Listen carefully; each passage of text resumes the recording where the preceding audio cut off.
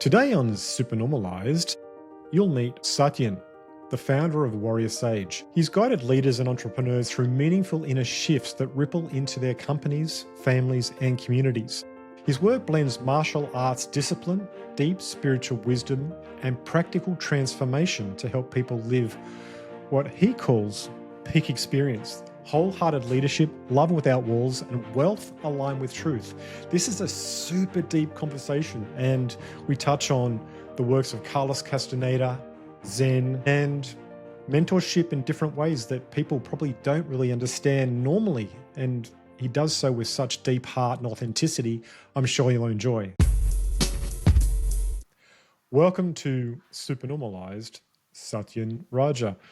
Satyan, you are the founder of Warrior Sage, and it looks like, from what I understand it, your life work is to bring people into the warrior power to make them more authentic in every step they take.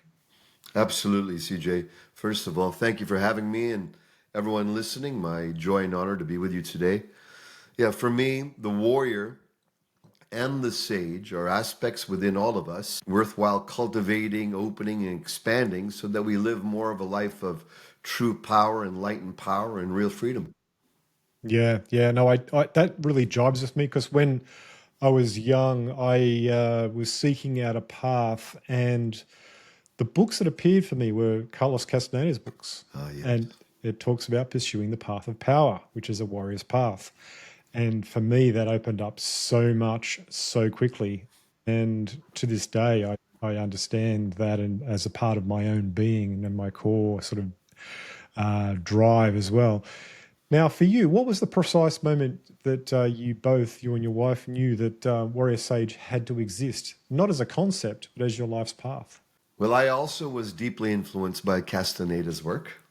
Oh, good. And in fact, our space that we hold our retreats here of our home in British Columbia is called Ixtalan, inspired by his book called Journey to Ixtalan. Yeah, right. Well, that's powerful. I love it. And so we've tapped Well, I might have to come and study with you. Yes. That'd be really cool. into the same energetic field. So, my life has been studying different forms of warriorship, different forms of martial arts since I've been 12 years old. Kung Fu is my base, Shaolin Kung Fu, more of a combative reality-based training. So I was very interested in what actually works, inspired by Bruce Lee, what's pragmatic, not just in the metaphysical, spiritual realm, but what actually works when push comes to shove under pressure.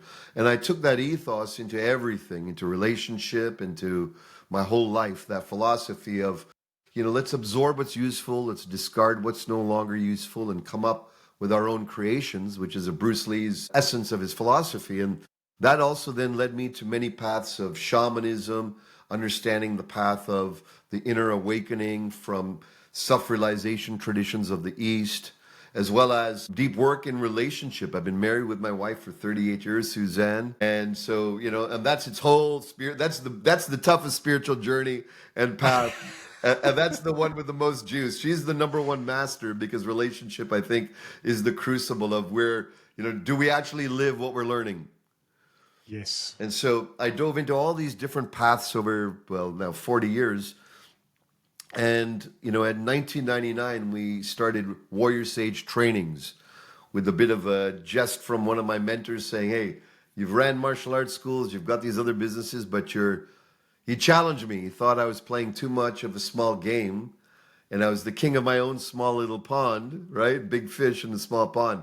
And that edge has taken me to where I'm at today, where we've trained hundreds of thousands of students on the path of the Warrior Sage, and especially leaders who are here to potentize their lives and make a more powerful impact. Nice. Is there any single teaching from your early days that still anchors you 30 years later? I remember, I have many stories from my Kung Fu apprenticeship with my masters, and my head instructors. And I remember once I was very insecure, very nervous, very shy to speak in front of people. And I was an apprentice instructor. And one day, one of the instructors on it was a very snow-filled day, and one of the instructors didn't show, was getting late. And so there was another junior instructor, and then me, really a lowling. And then the master comes by and he says to the fellow senior to me, and he says, I want you to go ahead. There's 2 classes to teach. For whatever reason, the other teacher can't make it in, right? Maybe he got sidestepped by snow or winter in Toronto, yada, yada. So the instructor looked all nervous and tepid. He's like, I don't know if I can. How do I do that? And the master goes, you're dismissed. He kicked him out on the spot. And I was like, Whoa. He was a very harsh man. And I was like, and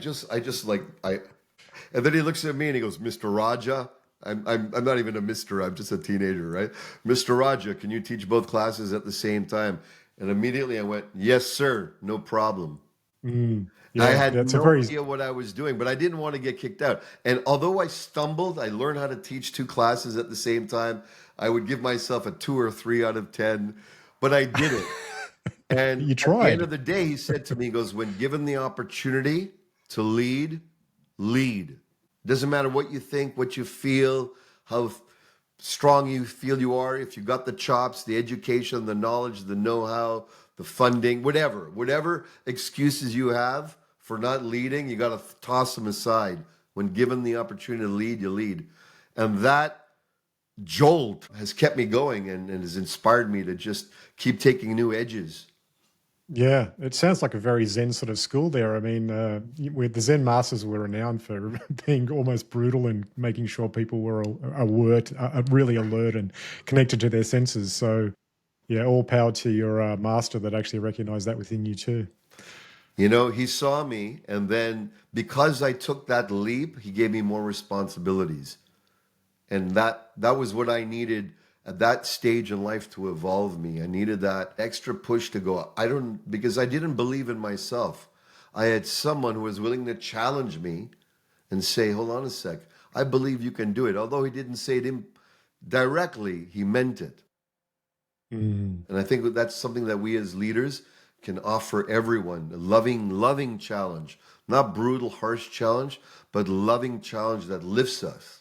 It sounds like he actually recognized within you the notion that you express of peak existence, and that within that come non-negotiable markers that that he could tell someone is living in it. How do you actually recognize those markers yourself? Well, integrity, congruence with who you are always shows up. You can feel it. And none of us are 100%. None of us are 100%. So we got to have empathy, and we got to have some self-love, and we got to kick ourselves in the ass to get ourselves up all the addictions, all of it. We need love, empathy, some self-holding, and we need to kick ourselves in the ass and go, hold on a sec.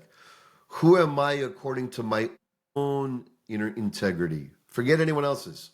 Forget any system. Forget any society's ideas. Am I living with my own integrity, my own truth? And if we are, and the more we start shoring that up, that's that sage element of the warrior sage. The sage is the introspection, the cultivation of wisdom. Wisdom doesn't come from the best things in life. It comes from our pitfalls, our challenges, our shadow, and looking in and going, holy shit, I've been an asshole here. I haven't been fully myself. I've been lazing around. I'm stuck in some dopamine addiction here and there. I got to recapture my life force. I got to recapture my presence, my attention. And I believe those who do that, and they recapture their attention, you can feel it. They're the master of where their presence goes. They're not pulled around by the next distraction. And I think that's the heroic job of all of us individually as warriors, as sages, especially in this world where everything's clamoring for our attention, our presence. What does integrity mean to you? Integrity to me means, first of all, with ourself and other, our word being law.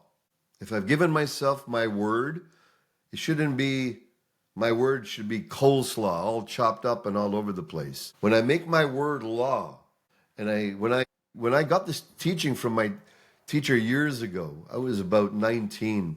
This is another metaphysical master. He was a crazy wisdom teacher, and he says to me, he goes, how lucky are you, Satya? And I go, well, I'm okay. He goes, on a scale of 1 to 10, I go, maybe 4. I'm pretty good. Okay. He goes, you want to get to a 10? I go, yeah. He goes, make your word law. He says, what happens in the energetic law of the universe is that when you make your word law in the minutia, you have to, he said, this is where you have to sweat the small stuff in your word, not in all the doings you do. So if you say you're going to pick up someone at 4, you pick them up at 4.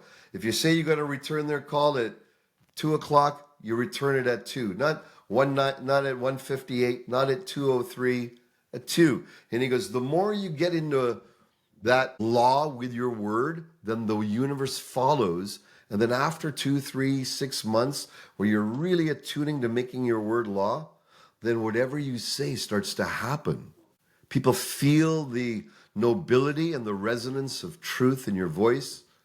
They feel the congruency that you're always on, you're working to cultivate in yourself. There's no arrival with 100% truth. We're always slightly out. Like the other night, I wanted to, I was like, okay, I'm going to take a week off sugar. And I lasted 5 days, okay? So I feel out of integrity with my own law. So, okay, I'm not going to beat myself up. I'm going to love myself, and I'm going to kick myself. And I'm going, okay, now I'm going to make my word law. Because when you don't, things break down. Luck, energy, people don't come around you, opportunity wanes, you're not trusted.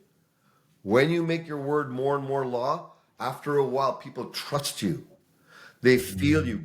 Higher transactions, bigger handshake deals, more opportunity, more synchronicity. So that's how I can tell if someone is integral, is because they've got flow, luck, people around them are trusting of them, and their word is law. They make what they say into reality. Sounds like a point of co-creation from authenticity.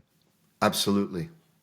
Okay, so we're looking at our results here. So leaders will often ask, will this change the numbers? What business metrics have moved most for your clients after deep inner work?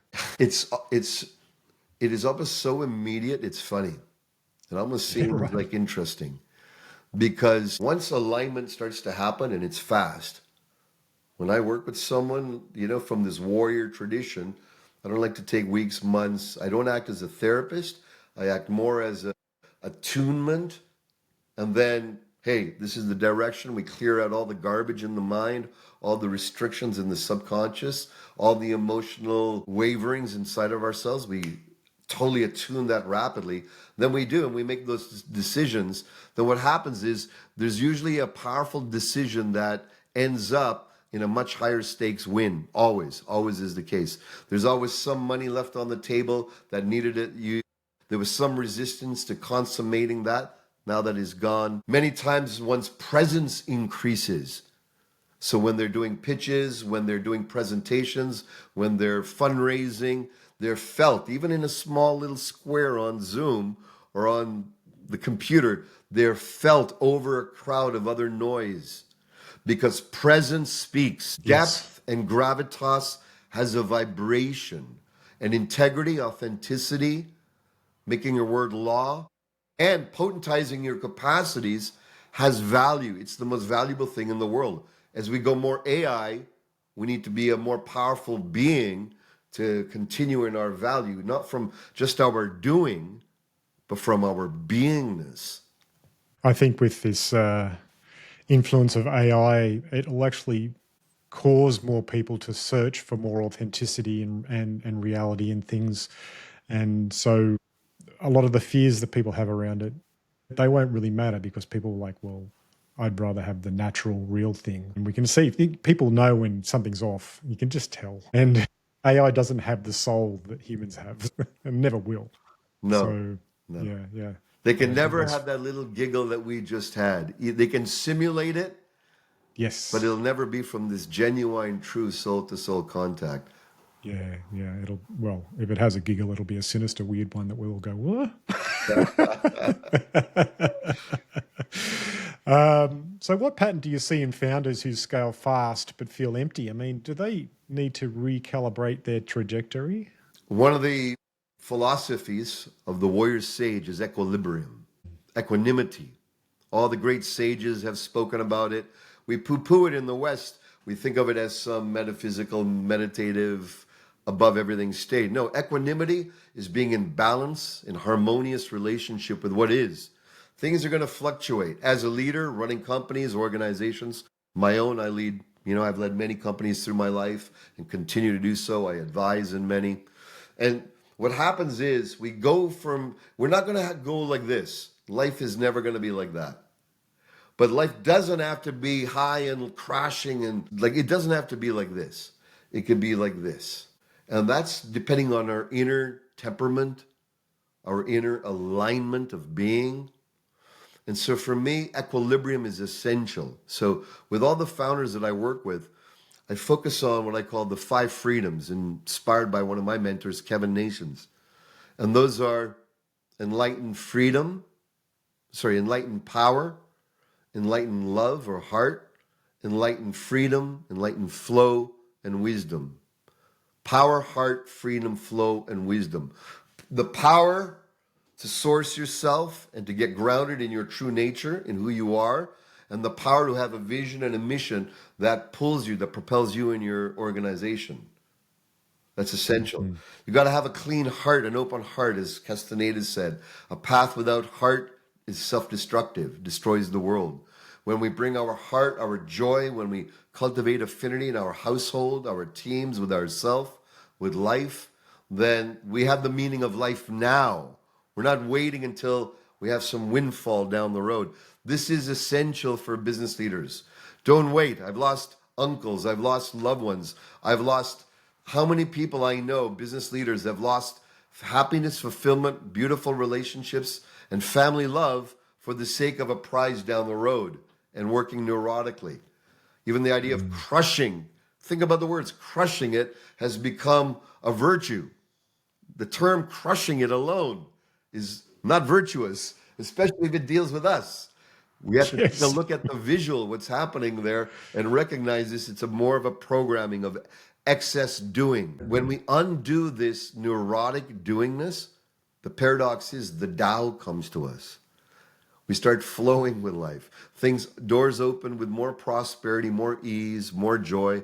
The things that you were postponing now start moving towards you. The resistances start to fall. And that's because now we're adopting, I believe, the best of the East and West. The fortitude, that focus, that drive of the West, and the tranquility, the equilibrium, and the foundation of inner well-being of the East. So these two are the warrior sage. And I think this is the evolution that's happening in entrepreneurship that definitely myself, my circles are leading and are aiming to bring to business leadership and all leadership. So we become a higher resonance for the other world, for the world to see. And we're happy. When we're not happy, we do crazy, neurotic, megalomaniac, distracting, horrible things as leaders. Yeah, absolutely. We've seen that throughout the world as we see it right now, the imbalance. And one of the major things for leaders that they would say was that they're time poor. So, what is a minimum daily practice that would produce meaningful change for somebody like that? If your time is full, it's because we're making it full. First of all, philosophically, it seems like we are in time, whereas actually time is within us. When I take folks on spiritual adventure tours, I take my leaders on spiritual adventure tours yearly to mystical sites. Peru is next in line. And one day can feel like a month stretched out in time with such ease and spaciousness. Time restriction is the root of it is excess importance attributed to things. The more we attribute excess importance, emotional, psychological, energetic importance, the more there's energetic drag on the manifestation or the delivery of that experience. In other words, what the Eastern masters have been saying, start to relax that grip of control more and more. When you do, you win back your time. And you'll find a lot of what we're doing is excess doing to somehow think we're doing stuff that's important. But much of it, if you look at the 80-20 rule, there's about 80% of the stuff that we're doing, which is bullshit. 20% is effective. And that's why myself, I make sure I'm surrounded by, my guides who can help dial that in. And also I have, with those I work with, I take a look at their schedule. And then we take a look and we go, oh my goodness, there's all this. And rather than filling it with more stuff, we create more pleasure, more joy, more time with family, more time with nature, more time with our soul, with breath, with the joys, with our hobbies, doing nothing. And That's the only way we're going to, if we must come to greater harmony ourselves for there to be greater harmony in the whole.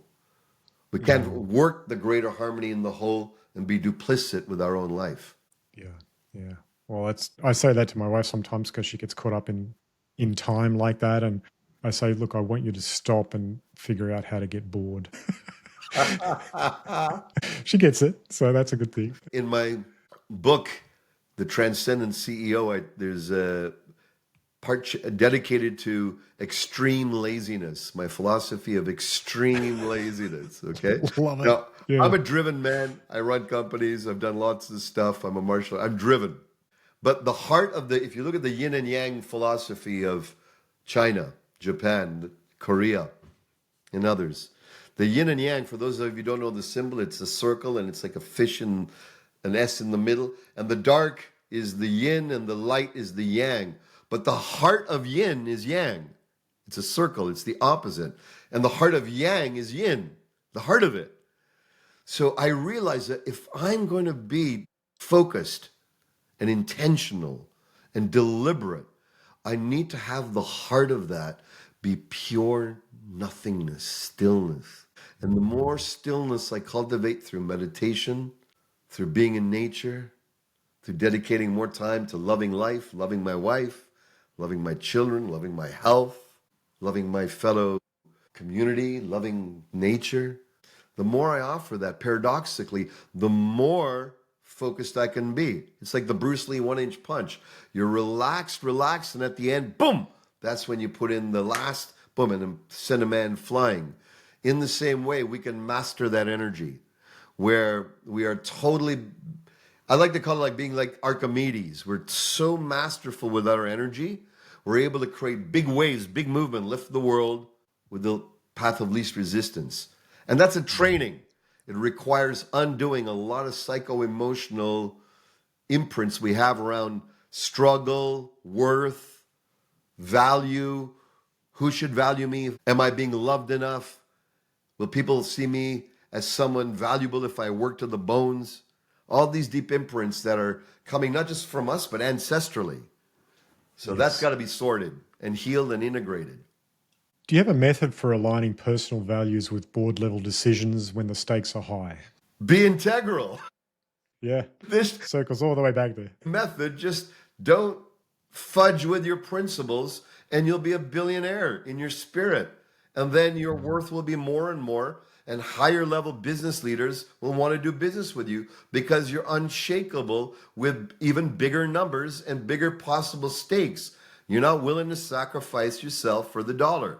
And if you can do that company-wide, and integrity is first, at this level of intelligence, people should know what integrity is.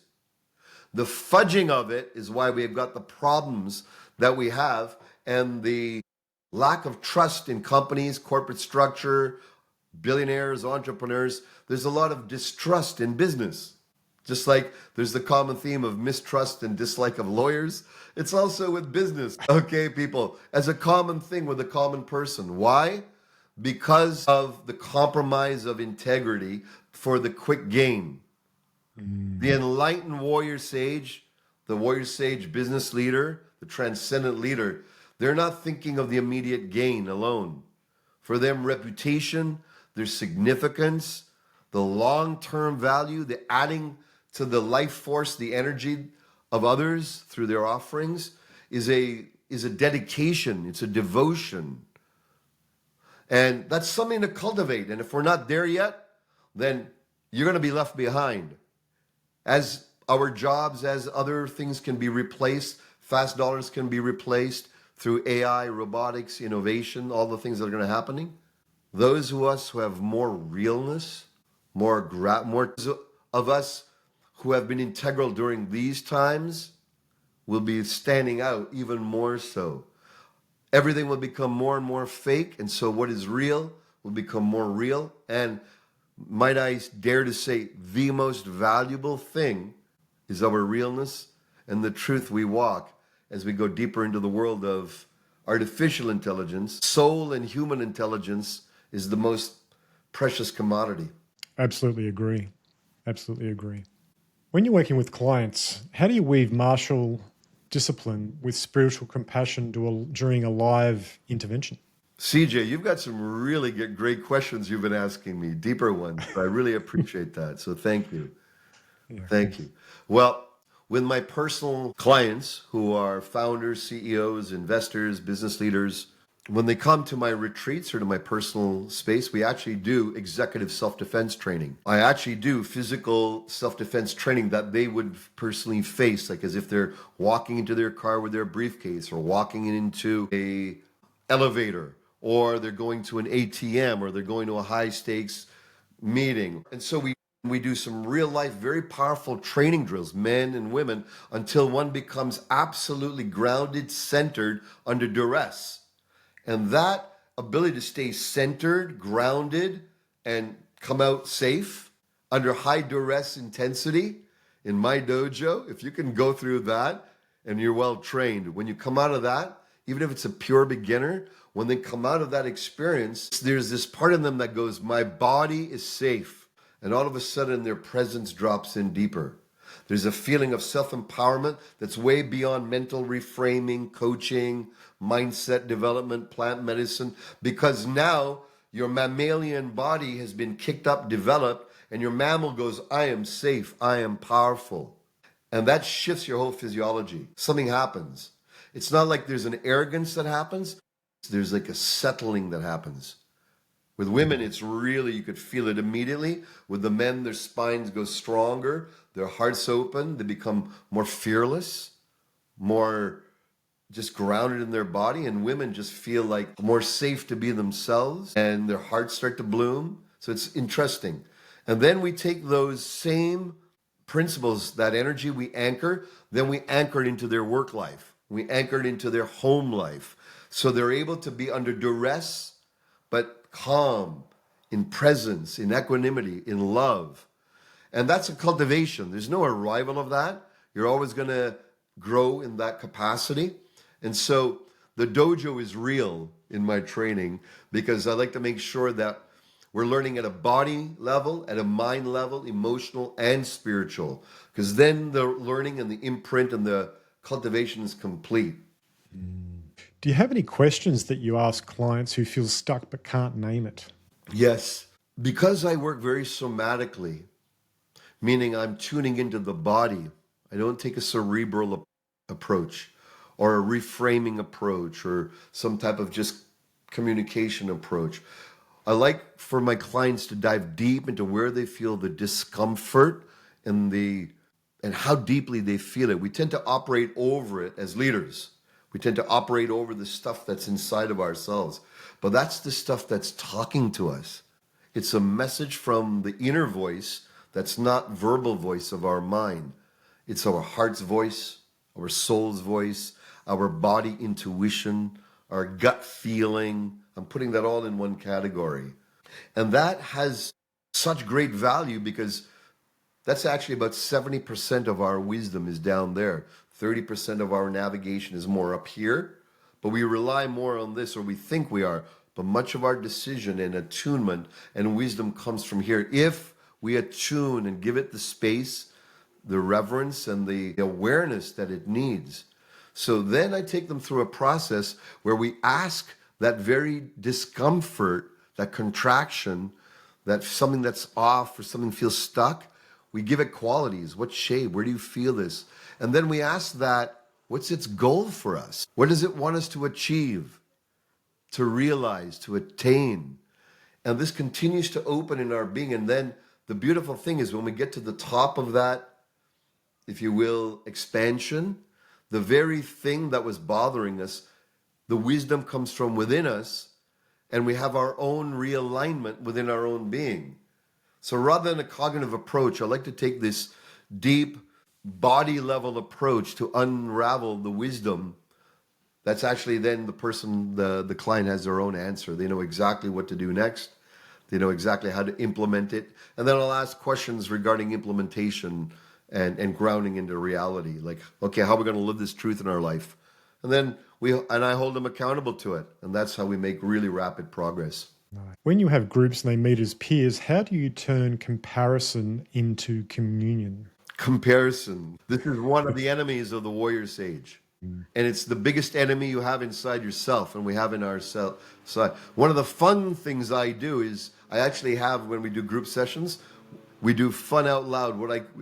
I ask everyone in a fun, humorous way, go ahead, and what are you comparing yourself to? And is there anyone you're comparing yourself, and why? And so I might say, I know that Bob there, he's like made 10 times more money than I.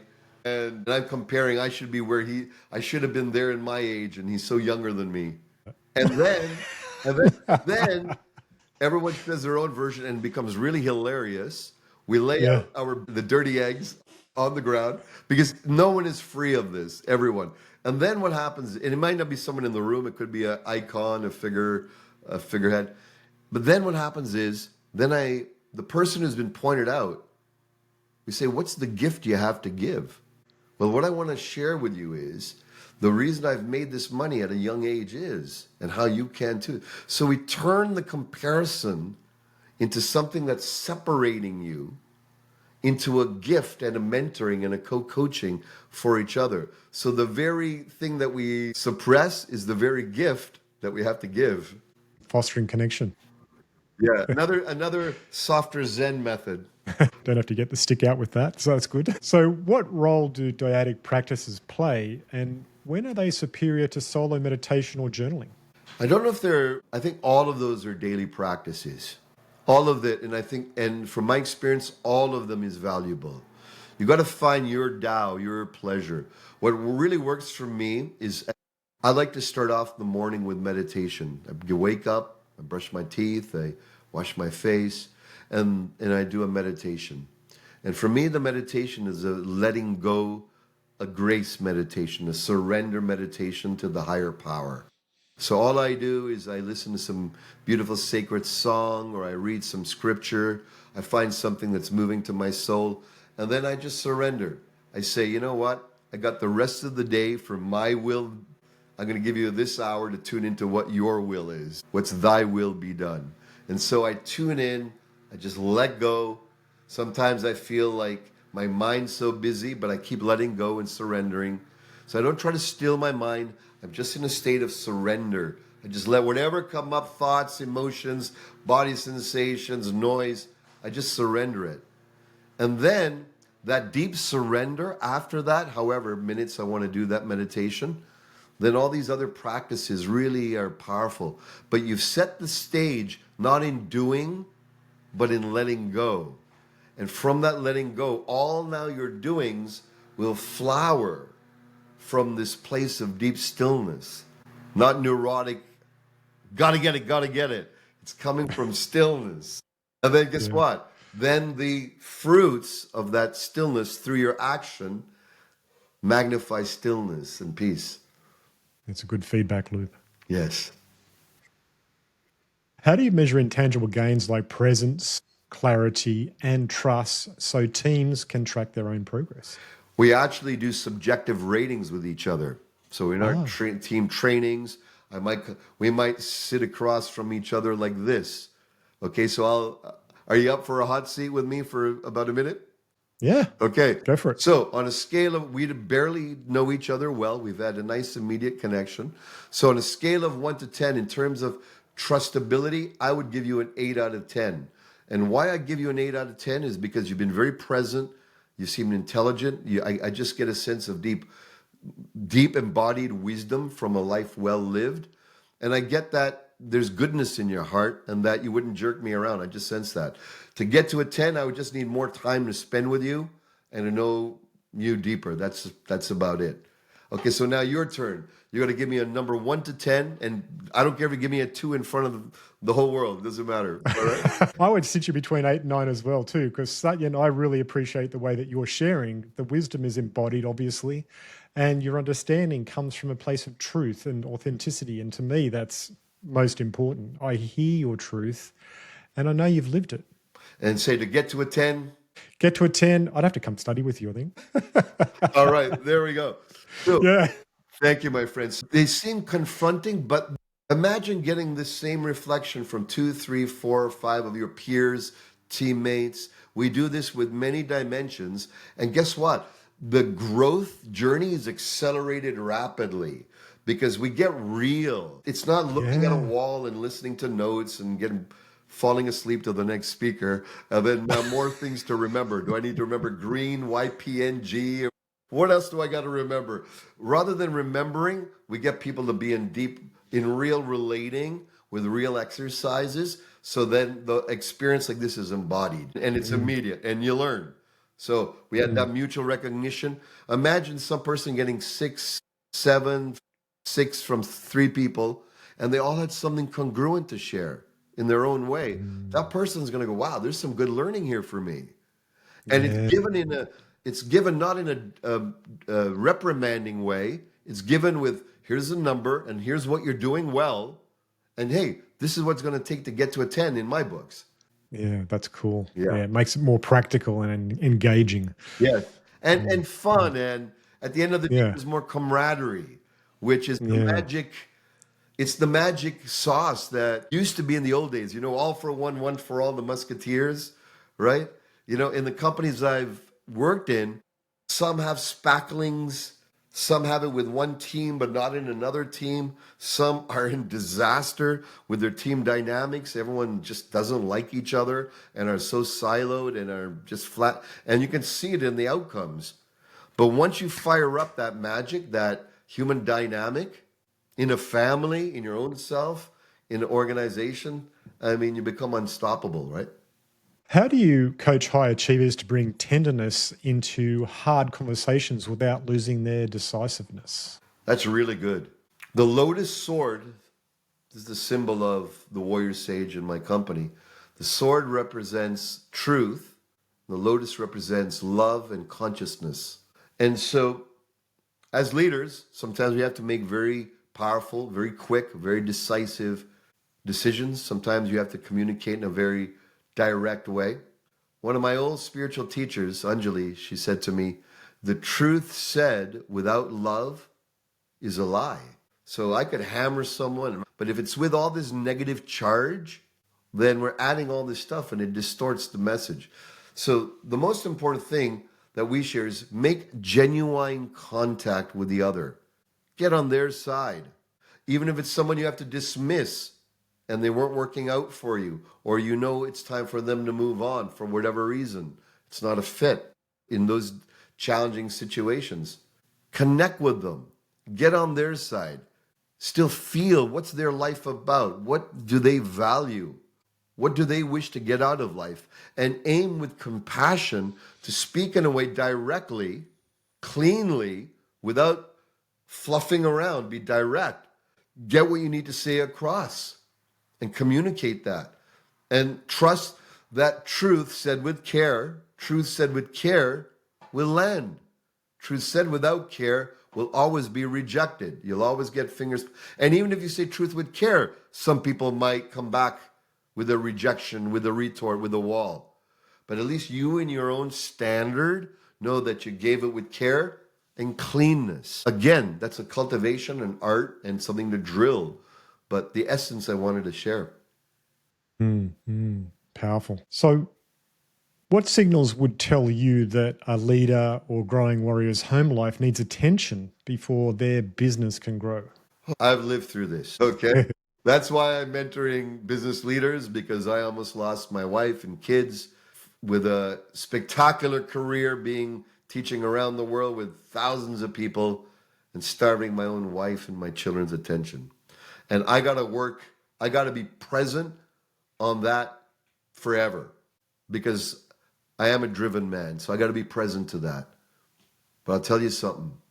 Years ago, I almost drowned in an accident. And I had this wake-up call in Hawaii. I was in the middle of teaching a couples retreat with my wife. And halfway through, I was challenging the men to go out in the ocean with me farther and farther. And I was trying to swim up on this crazy perch. And I got tossed into this area called the washing machine. It's like a whirlpool of treacherous lava rock, and I almost died. And it was a miracle how I survived. It's literally a miracle. Like everyone ended up there is passed. Somehow I got spit back on the shore, And after that, I went, holy shit. And I got this deep rescripting of my being. My ego got an ass whooping, got a drowning. Okay. And I said, you know what? What's most important? And then I looked at all my businesses. I looked at stuff and I went, you know, there's a lot of stuff here that I need to simplify in my life. And I started simplifying the structure, the form.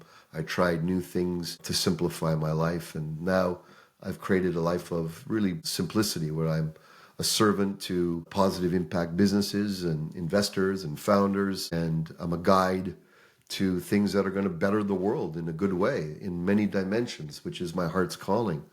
And I don't know if I would have evolved unless I had that ass whooping.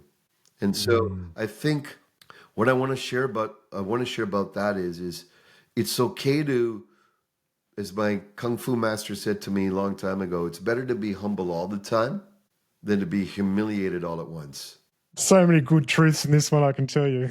So I try to live by that. I fail often, but I try to live by that. And I think as leaders, I really feel this sense of spine with heart. The old school leader was a lot of spine, less heart. The new wave, new age school leader, a lot of heart, but we've lost the spine. And so if we have spine and heart, I believe that's the evolution that's calling us now. So we can be the best of yin and yang. How do you teach abundance without feeding greed? Really beautiful questions you're asking, CJ.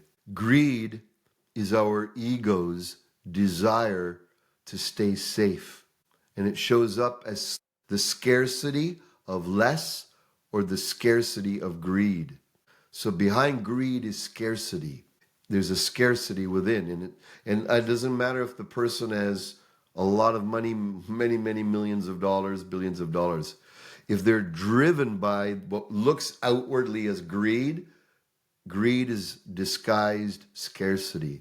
Inside their ego feels not enough, not worthy enough. They weren't given the love, the attention, the praise, the acknowledgement of who they were as a youngster or as a child. And so they develop this shell that drives them, this personality, these identities they've developed that drives them. But it's really underneath it is scarcity.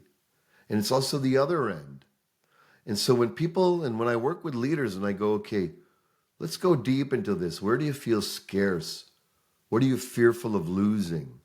What's the worst thing that you can lose? Tell me what you're scared of losing. It's a very confrontive question. For me, I'm scared of losing my immediate family and loved ones. I'm talking material. Let's just skip to material right now. But I do confront them with loved ones too. If I were to feel what I'm fearful of losing my home. I love it here and I do my retreats here. I'm fearful of that. So this is my work to do, because the interesting thing is all these unconscious impulses that are sourced in scarcity, they show up as fear, then show up as greed in its megalomaniacal form. They self-destruct. They always self-destruct. Scarcity always self-destructs. So we got to get to the heart of it. And what's happening, I can give you an example. One of my longtime revered clients, he had a stagnation in his company for 12 years in getting funding and crossing the finish line, getting it put out there, incredible technology, just struggle after struggle. And then he engaged me, and the first thing I started off with was his scarcity patterns. He comes from Ireland, and he didn't want to break away from he didn't want his fellow brothers to think, oh, look, he's become a rich guy and not one of us now. And so he was subconsciously repelling on many levels and sabotaging on subtle levels abundance and this work coming on. And you wouldn't do that consciously. You think, oh, that's stupid. Why you would ever do that? But our unconscious is huge. It's big. It affects, it can override, and mostly is overriding our conscious logic of why we would ever do that. And so when I went into it and we transformed that scarcity through our methods and our transformational methods, that scarcity turned totally around. And within like a year and a half, he had a very powerful exit, multi-million-dollar exit. And the technology has now come out into the world. And the mission of this technology is basically creating a world that doesn't break down. It can sense when technology or mechanical engineering is going to break down way in advance, so we can avoid the major accidents that happen. And so the shift within and to go into the heart of scarcity is what every great leader, it's a worthy task to do. Because the paradox is when we come out through the other side, we start to have a type of wealth and we become magnetically wealthy because we feel wealthy. We feel whole. We feel complete now. And then we start to have more gratitude for what we already have. So when you want what you already have, you start getting more of what you want. But if we're always, Yes. I don't have enough, then that hungry ghost can never be filled. Where do you see spiritual bypass showing up among successful founders, and how do you call that forward? There's a trend with plant medicines, of which I'm well, 35-year master facilitator of, and train hundreds and hundreds of facilitators way before this was known. And so I'm a deep advocate of this in context of sacred plant medicines, ayahuasca, psilocybin, many different master teacher plants. In the right context, with right mastership, there has to be a depth to this. There's a lot of bypassing where people go for plant medicine ceremonies, and even if the people wear the traditional garb and even have the indigenous background, may not be scrupulous, may be shallow in their depth or their understanding, or maybe coming from a voodoo type tradition where it's more like wizardry wars than deep spiritual enlightenment, because we don't know in the West the difference between depth and a beginner than anyone seems potent to us if they have the right spiritual language or are flowery in some way. This is the spiritual bypass. Plant medicine, spiritual work is meant to make you a stronger warrior. It's not meant as a relief from the struggles of life, nor is it meant on its own to be a master teacher. They are master revealers. You must take your lotus sword in your own hand, take the reins of self-responsibility, self-creation, take the wisdom you get from these realms, and instead of bypass it, vow not to do the next, it could be 10 years from now, the next ceremony until you've implemented and embodied what you've learned on this round. And so that's the spirit. Any meditation, any spiritual endeavor where we know more wisdom than we're living, we're already are bypassing. We're looking for more peak states rather than grounding peak experience of life. And this is the evolution of the wisening of the spiritual path of leadership, is we must now cultivate the next stage, which I believe is peak existence, living a harmonious life of equilibrium with our faith, our family, our finances, our fitness, and our fun, and philanthropy, and fucking, and whatever else you want to put in there, okay? Are there any single practices that you recommend that reduce reactivity during rapid growth phases? Their first inner psychological one is make a note. What are the things that you have the most charge with? 1 to 10. Okay, that teammate, this situation, write it down. What's got you the most? What do you have the most emotional charge, the most tension with? Okay, then scan that, feel that, magnify that feeling. Magnify it, don't suppress it. Turn it up. And paradoxically, the more you turn up the images, the thoughts, the emotions, and the body sensations, and the more you see the end of it, the problem, go to the end of it. Don't think positive. Think worst. What's the worst freaking thing that can happen? Go right to the end until it hurts in your imagination. Images, thoughts, and then that cleanses you of the worst thing. And at the end you go, well, that's not too bad. And you brush yourself off energetically, mindset-wise, and now you've lived out in your ego fear mind's method of the worst thing that can happen, and you're still allowed. You're still okay. And then what you do is you turn down the importance. So you know how there's bass and treble and maybe mid-range on a basic amplifier or audio or radio? Imagine importance is the bass. It's like, oh, the bass is too loud. Turn, and I like to train my CEOs in turning the bass of importance down. It's an inner practice. There's many other subtle ones, psychological, tension release, But this is a psychological one that you can do in the middle of anywhere in a boardroom. Just notice, oh, I'm making this far too important. Relax importance. Oh, I'm making closing the deal important. Just even that energy of excessive leaning in is making things too important. Someone else is going to lean away. The more you lean in, the more they lean away. But if you just lean into this, you're not leaning in or leaning, okay, forget it. I don't give a shit. Lackadaisical. But the more you're here, you're not leaning in or away. That's the energetic artistry and the subtle black belt teaching I'm giving to the leaders who are picking this up, okay? Lower the importance. Yeah, it made me think of Carlos Castaneda again, just circling all the way back, because he talks about in the books how self-importance, when it's magnified too much, that's when you get a petty tyrant, and they're the worst people in the world because they think they're doing good, but basically they're focused on destroying everything without knowing it. Three types of importance. Well, actually, yes. Two types of importance: self-importance and importance on other stuff.